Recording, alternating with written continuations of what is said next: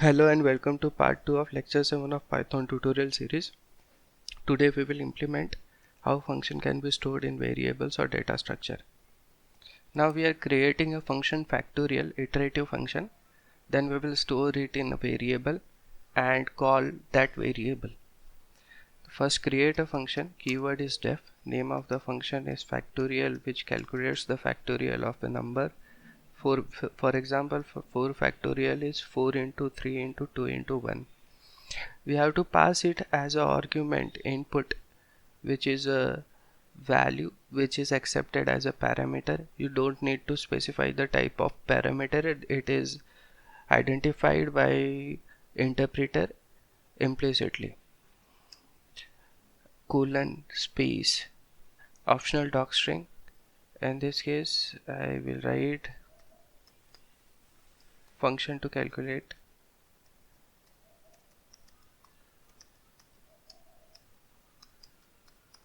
factorial. After the docstring I will create one variable to store the factorial of a number. That variable is fact, and initially storing value 1 into fact. Now I am applying a loop for I in range. We are starting from n. If n is 4, then we are running it till 1, and we are giving a step size of -1, that is 4 -1 3 -1 2 -1 1, and then we will end. What we'll do, we will store the result as the number multiplied by fact and stored it into fact. So fact into I, because I is iterating.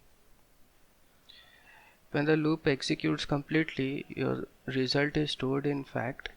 Every function returns a value. If it doesn't returns a value, implicitly it returns none. We will return fact. This is our factorial function. Function definition has ended. We will execute this cell. Function is created successfully. We will call factorial. It is returning any value, therefore you can store it in some variable or you can print it directly. So I am printing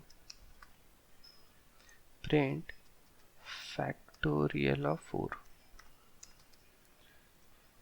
Answer should be 24. When we run this cell, we get the output as 24. Now we are storing this factorial function in a variable called as fact, and then we are calling fact of 4. It also gives a value of factorial as 24, means we are storing a function in a variable fact and then executing the function using that variable.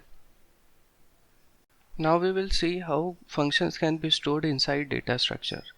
We are creating add, subtract, multiply, division function, and then we are storing it in a container list, then applying this list of function to variables to produce the result. First we write the function def add. It will have two parameters. First is accepted as a, second is accepted as b, colon optional docstring. Here you say that this function is of addition.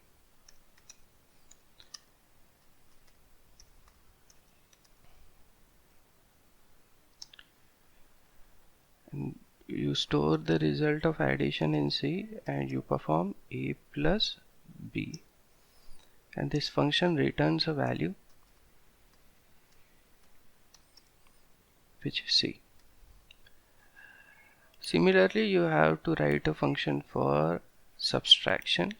We'll click on the cell, run the cell, press Ctrl V. You will have function for subtraction. Here you have a minus b. You are returning the result C. Then you have multiplication. Here you are writing mul a comma b, and you are multiplying a into b, and run this cell. Again control V. Here you are writing a function called as div, divide a comma b, and here you will use either integer division or fractional division. We'll write integer division. You have to update the doc string. This first function was for addition, this is for subtraction, this is for multiplication, and this is for integer division, or also called as floor division.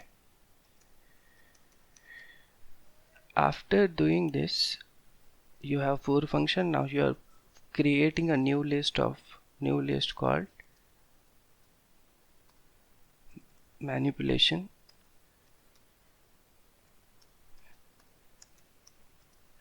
It is a list, so you give a opening square bracket and closing square bracket, and you pass the function as an argument. They store the function.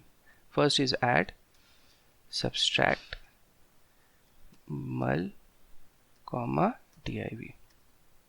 You have, when you run this cell, you have created a list having 4 functions, and which will take 2 variables as input, and then they will perform addition, subtraction, multiplication, and division. Here you have stored function as an element of data structure, which is list. Now we'll see one example. We have assigned a variable a as a value 10, variable b as a value 20. You can take this value from input. For each function I in the list manipulation, what you do, you print the name of the function that is accessed by index element I, and apply this function on a comma b.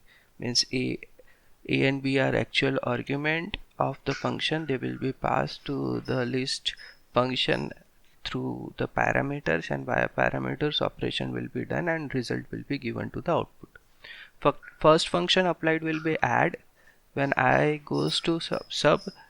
Second function will be applied as sub when I goes to mul. Third function will be applied as multiplication when I goes to divide. Fourth function will be divide. Click on the cell, run the cell. Function add, subtract, multiplication and division. You can access this element using indexing. Like I want to access the first element of the list, addition function. Then I have to pass 2 parameters to it. First parameter is 10, second parameter is 20. You run the cell, the output is 30 because 10 plus 20 is 30. Thanks for watching. Do hit the subscribe button if you like the content.